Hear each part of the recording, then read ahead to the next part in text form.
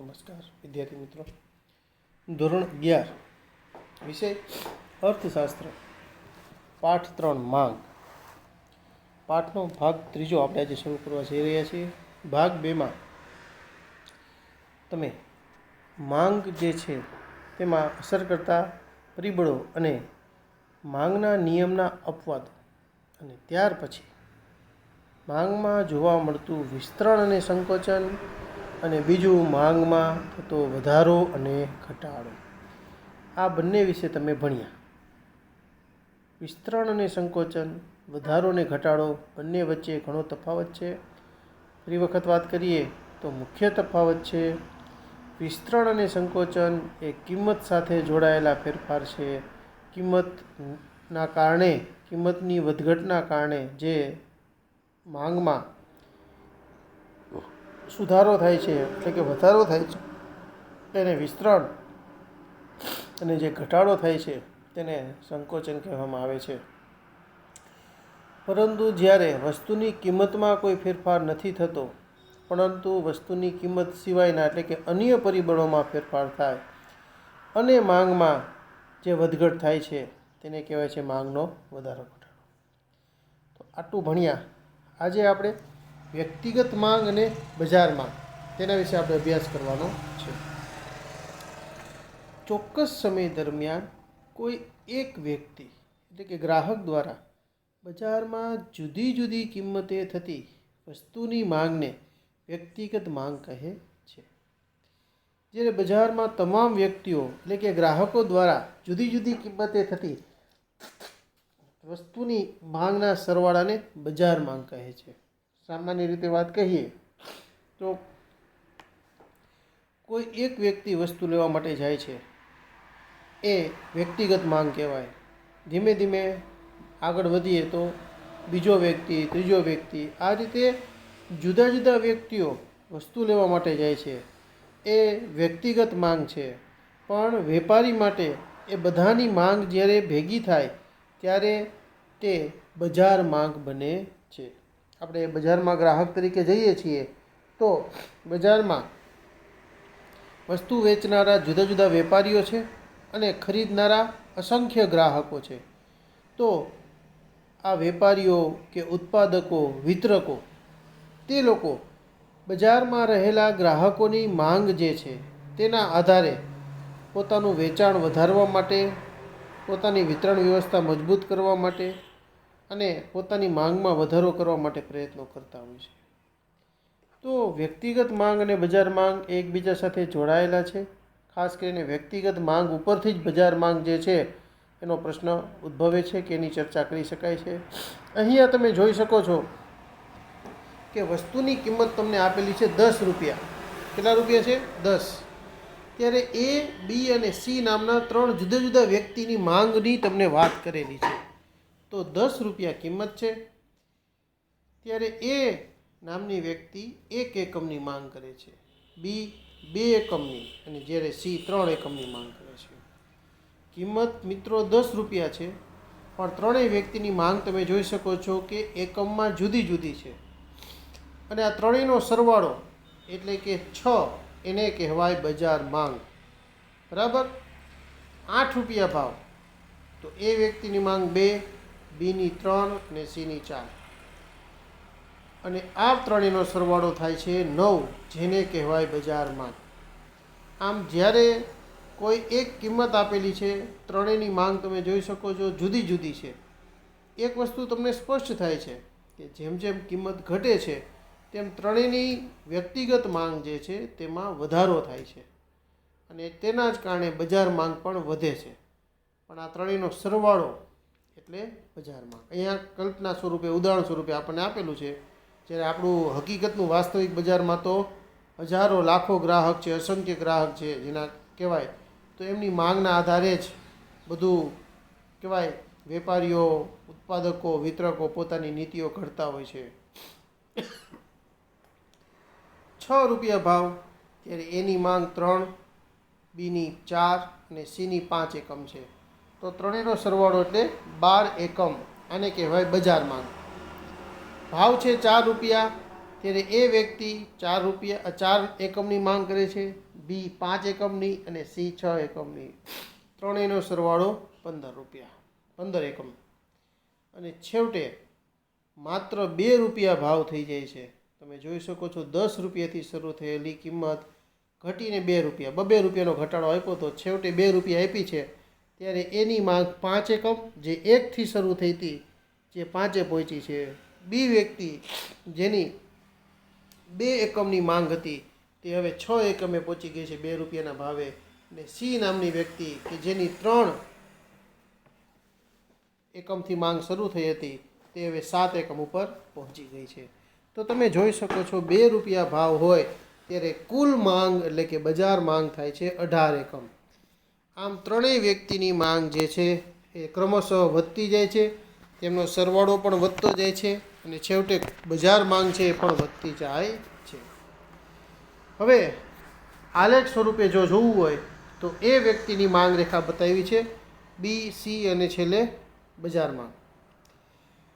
તેમાં જોઈ શકો છો એક્સ ઉપર દરેક આપણા આલેખમાં વસ્તુની માંગ એકમમાં હશે અને વાય ધરી ઉપર વસ્તુની કિંમત રૂપિયામાં આપેલી હશે. 0થી શરૂ કરીને 6 એકમ સુધીની માંગ છે એમાં, કારણ કે તે 1થી શરૂ કરીને 5 સુધી પહોંચે છે અને 2 રૂપિયાથી શરૂ કરીને 12 રૂપિયા સુધી ભાવ આપેલો છે. જો કે આપણે ભાવ મેક્સિમમ 10 રૂપિયા આપ્યો છે. તો સૌપ્રથમ 10 રૂપિયા ભાવ ત્યારે 1 એકમની માંગ ત્યાં એ બિંદુ છે. 8 રૂપિયા ભાવ ત્યાં 2 એકમ બી બિંદુ આપેલું છે.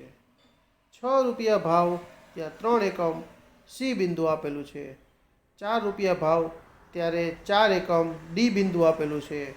2 રૂપિયા ભાવ ત્યારે 5 એકમ જ્યાં ઈ બિંદુ આપેલું છે. આ બધા જ બિંદુઓને ડી1 રેખા દ્વારા, માંગ રેખા દ્વારા જોડેલા છે. આ જ રીતે બી વ્યક્તિમાં જોઈ શકાય છે, સરળતાથી આપણે સમજી શકીએ છીએ, દોરી શકીએ છીએ. અહીંયા જોઈ શકાય છે કે 0થી શરૂ કરીને 7 સુધી આપણને માંગ એકમની આપેલી છે બી વ્યક્તિની, અને ભાવ તો 2થી 12 સુધી 0થી શરૂ કરીને. તો અહીંયા 10 રૂપિયા ભાવ ત્યારે એકમની માંગ 2 એ બિંદુ. 8 રૂપિયા ભાવ ત્યારે 3 એકમ બી બિંદુ. 6 રૂપિયા ભાવ ત્યારે 4 એકમ સી બિંદુ. 4 રૂપિયા ભાવ ત્યારે 5 એકમ ડી બિંદુ. અને 2 રૂપિયા ભાવ ત્યારે 6 એકમની માંગ એટલે કે ઈ બિંદુ. અહીંયા ડી2 રેખા, માંગ રેખા બતાવેલી છે, બધા બિંદુઓને જોડેલા છે. એક વખત આપણે એક પહેલો આલેખ દોરીએ એટલે બાકીના આસાનીથી દોરી શકાય છે. માત્ર આપણે ધ્યાન ત્યાં રાખવાનું છે આલેખમાં. જો કે તમે 9-10માં આલેખ દોરીને આવ્યા છો અને અર્થશાસ્ત્રમાં, આંકડાશાસ્ત્રમાં પણ આલેખ દોરવાના 11મા ધોરણમાં પણ આવે છે, એટલે આપણે સારી રીતે દોરી શકીએ છીએ 10 ખાનાવાળા આલેખમાં. તો તેના બિંદુઓ જે છે પહેલાં મૂકી દેવાના અને છેવટે એને આપણે સ્કેલ દ્વારા જોઈન્ટ કરવાના છે. સી વ્યક્તિમાં તમે જોઈ શકો છો 10 રૂપિયા ભાવ 3 એકમ માંગ, 8, 4, 6, 5, 4, 6 અને 2, 7. તો ક્રમશઃ એ, બી, સી, ડી, ઈ જોઈ શકાય છે વ્યક્તિની માંગ, સી વ્યક્તિની માંગ, જેને D3 દ્વારા બતાવેલું છે. બરાબર છે. તો જોઈ શકાય છે અહીંયા તમે વ્યક્તિગત માંગ જે છે એ ધીમે ધીમે વધતી જાય છે. બરાબર. પહેલાં 3 એકમ હતી, છેવટે 7 એકમે પહોંચી છે. અને બજાર માંગ એટલે ત્રણેયનો સરવાળો. આપણે છેલ્લું ખાનું બનાવ્યું હતું. ભાવમાં તો એ જ રહેશે મિત્રો, પણ સૌપ્રથમ વાત કરીએ તો જ્યારે 10 રૂપિયા ભાવ છે, કેટલા રૂપિયા છે? 10 રૂપિયા ભાવ છે, ત્યારે આ જે જોડેલા છે તેને જોઈ શકો છો. 5 પછી 6 અને 6 જે છે ત્યાં તમને આપેલું છે, તો ત્યાં એ બિંદુ વડે જોડેલા છે. 8 છે ત્યાં બી બિંદુ છે એટલે કે 9. ત્યારબાદ 6 રૂપિયા ભાવ છે ત્યાં 12 એકમ છે એટલે કે સી. ત્યાર પછી 4 રૂપિયા છે ત્યાં 15 એકમ છે એટલે કે ડી. 2 રૂપિયા ભાવ છે ત્યાં જોઈ શકાય છે કે 18 એટલે કે બિંદુ ઈ. આમ એ, બી, સી, ડી અને ઈ આપણા ઉપર કોષ્ટક જે હતું ત્યાં આપેલા છે, આપણે સરવાળો કરી ચૂક્યા છીએ. 6, 9, 12, 15 ને 18. તો આમ બજાર માંગ જે છે તે 6, 9, 12 15 અને 18 આ 5 બિંદુઓ ઉપર આપણે ડોટ મૂકીને જોડેલું છે અને તેને D4 માંગ રેખા દ્વારા બતાવેલું છે. તો આ રીતે વ્યક્તિગત માંગ એ જ સરવાળા સ્વરૂપે બજાર માંગમાં પરિવર્તિત થાય છે. આમ અનુસૂચિઓ આપણે જોઈ ગયા અને તેનું આપણું વર્ણન છે. પણ બધાનો મુખ્ય પોઈન્ટ એ છે કે તમામ માંગ રેખાઓ જેવી કે એ વ્યક્તિ, બી વ્યક્તિ, સી વ્યક્તિ કે બજાર માંગ રેખા બધાનો ઢાળ કેવો છે? ઋણ ઢાળ ધરાવે છે. એટલે માંગ રેખાઓમાં જે તે વ્યક્તિએ કરેલ માંગ અનુસાર ઢાળમાં ફેરફાર જોવા મળે છે. પણ એક બાબત સર્વસામાન્ય રીતે તરી આવી છે કે માંગ રેખાનો ઢાળ કેવો છે? ઋણ. એટલે કે ડાબી બાજુથી જમણી બાજુ તરફ નમી રહ્યો છે, ઝૂકી રહ્યો છે અને સીડી આકાર જે છે તે પ્રકારે છે. બરાબર છે? તો આ બાબત જે છે તે ધ્યાન રાખવાની છે. માંગની સાપેક્ષતા. હવે અમુક જે શબ્દો છે આંકડા અર્થશાસ્ત્રના મૂળભૂત તેને આપણે સમજવાના છે ધ્યાનથી. Elasticity of demand. માંગ ઉપર અસર કરનાર પરિબળોમાં ફેરફાર થવાથી માંગમાં થતો ફેરફાર માંગની સાપેક્ષતા દર્શાવે છે. માંગ આધારિત પરિબળ છે, સ્વતંત્ર પરિબળ નથી. માંગ છે ને એ આધારિત છે. કોઈ વ્યક્તિ દ્વારા જ્યારે કોઈ વસ્તુ કે સેવાની માંગ કરવામાં આવે ત્યારે ઉદ્ભવે. કોઈ વસ્તુનો ઉત્પાદન થયું હોય, પુરવઠો હોય કે જથ્થો હોય તો તે સ્વતંત્ર નથી, સ્વતંત્ર પરિબળ નથી. વ્યક્તિની વસ્તુ અંગેની પસંદગી, આવક, કિંમત પર વ્યક્તિની માંગનો આધાર રહેલો છે અને આ પરિબળો પર તેના આધારના પ્રમાણ માપને તેની સાપેક્ષતા કહેવામાં આવે છે. તેનું પ્રમાણ માપ તે નક્કી કરતો હોય છે કે તેને કઈ વસ્તુ પસંદ છે, તેની આવક શું છે, વસ્તુની કિંમત શું છે. આવા અનેક પરિબળો છે કે જેના આધારે માંગ નક્કી થતી હોય છે. માંગની મૂલ્ય સાપેક્ષતા. માંગના નિયમ પ્રમાણે અન્ય પરિબળો યથાવત રહેતા કિંમતમાં ઘટાડો થતાં માંગ વિસ્તરણ પામે.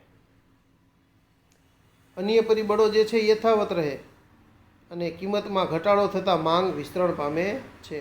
કિંમતમાં વધારો થતાં માંગ સંકોચન થાય છે. આ તો આપણે જાણ છે. કિંમત અને માંગ વચ્ચે વ્યસ્ત સંબંધ છે એવું માંગનો નિયમ આપણને સમજાવે છે. આપણે સર્વસામાન્ય નિયમ અત્યાર સુધી ભણ્યા એની પરથી તારણા નીકળું કે કિંમત ઘટે માંગ વધે, કિંમત વધે માંગ ઘટે. પરંતુ કિંમતમાં થતા ફેરફારો વસ્તુની માંગમાં કેટલા ફેરફાર લાવશે તે અંગેની સમજૂતી માંગનો નિયમ આપતો નથી. તેથી વસ્તુની કિંમતમાં થયેલ ફેરફારને પરિણામે વસ્તુની માંગમાં જે ફેરફાર થાય છે તે અંગેની સમજૂતી માંગની મૂલ્ય સાપેક્ષતા આપે છે. તો માંગની સાપેક્ષતા, માંગની મૂલ્ય એટલે કે પ્રાઇસ ઇલાસ્ટિસિટી ઓફ ડિમાન્ડ યાદ રાખવાનું છે. વસ્તુની કિંમતમાં થયેલ ફેરફારને પરિણામે વસ્તુની માંગમાં જે ફેરફાર થાય છે તે અંગેની સમજૂતી માંગની મૂલ્ય સાપેક્ષતા આપે છે. એટલે કે અહીંયા આપણો મૂળભૂત નિયમ જે છે કિંમતનો ફેરફાર અને સામે વસ્તુની મૂલ્ય સાપેક્ષતા. માંગની મૂલ્ય સાપેક્ષતાનો અર્થ.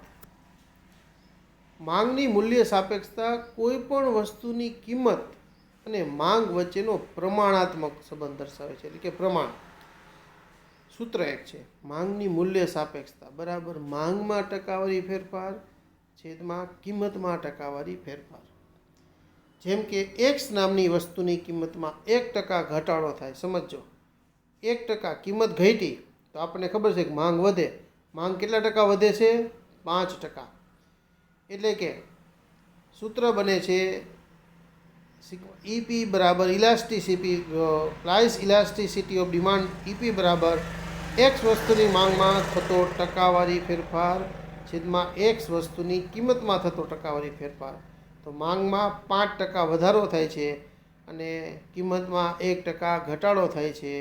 જેથી તમે જોઈ શકો છો કે રકમ આપણને માનાંકમાં આપેલી છે. કારણ કે વસ્તુની કિંમતનો ઘટાડો જે છે એ ઘટાડો છે એટલે કે માઇનસ છે. પણ માનાંકમાં આપણે ગણિતમાં પણ ભણી ગયા કે માનાંક જે છે તેના કારણે વસ્તુની કિંમત જે છે જે રકમ હોય છે તેને માઇનસ પ્લસની અસરથી નિવૃત્ત થઈ જાય છે અને તે પ્લસમાં જ ગણાય છે. માંગની મૂલ્ય સાપેક્ષતા શુદ્ધ આંકમાં વ્યક્ત થાય છે. એટલે કે તેની પાછળ ટકા, રૂપિયા, કોઈ પણ આવું કિગ્રા, લીટર, મીટર જેવું કોઈ એકમ લખાતું નથી. તો માંગની મૂલ્ય સાપેક્ષતા બહુ સરળ છે. માંગમાં થતો ટકાવારી ફેરફાર છેદમાં વસ્તુની કિંમતમાં થતો ટકાવારી ફેરફાર. છેવટે જવાબને માનાંકમાં લખવાનો. બરાબર છે. અને તેની પાછળ કોઈ પણ એકમ જોડાતું નથી. માંગની મૂલ્ય સાપેક્ષતાની વ્યાખ્યા. માંગની મૂલ્ય સાપેક્ષતાની વ્યાખ્યા પ્રોફેસર માર્શલે આપેલી છે. આ નામ યાદ રાખજો, વ્યાખ્યા કોણે આપી છે તે પણ યાદ રાખજો, શું વ્યાખ્યા આપી છે તે પણ યાદ રાખજો. વિકલ્પ એકમાં ખાસ વસ્તુની માંગની મૂલ્ય સાપેક્ષતા વધારે કે ઓછી તેનો આધાર કિંમતના ઘટાડાને પરિણામે માંગમાં થતો વધારો મોટો છે કે નાનો છે, અને કિંમતના વધારાને પરિણામે માંગમાં થતો ઘટાડો મોટો છે કે નાનો છે તેની ઉપર રહે છે. એટલે કે એકબીજાની સાપેક્ષમાં એકબીજામાં કેટલો ફેરફાર થાય છે, કિંમત કેટલી ઘટે છે સામે માંગ કેટલી વધે છે, અને કિંમત કેટલી વધે છે તો માંગ કેટલી ઘટે છે તેની ઉપર રહેલો છે. આમ પ્રોફેસર માર્શલે બહુ સરળ શબ્દોમાં આપણને આ વાત સમજાવી છે કે વસ્તુની માંગની મૂલ્ય સાપેક્ષતા વધારે કે ઓછી તેનો આધાર કિંમતના ઘટાડાને પરિણામે માંગમાં થતો વધારો મોટો છે કે નાનો છે, અને કિંમતમાં વધારાને પરિણામે માંગમાં થતો ઘટાડો મોટો છે કે નાનો છે તેની પર રહેલો છે.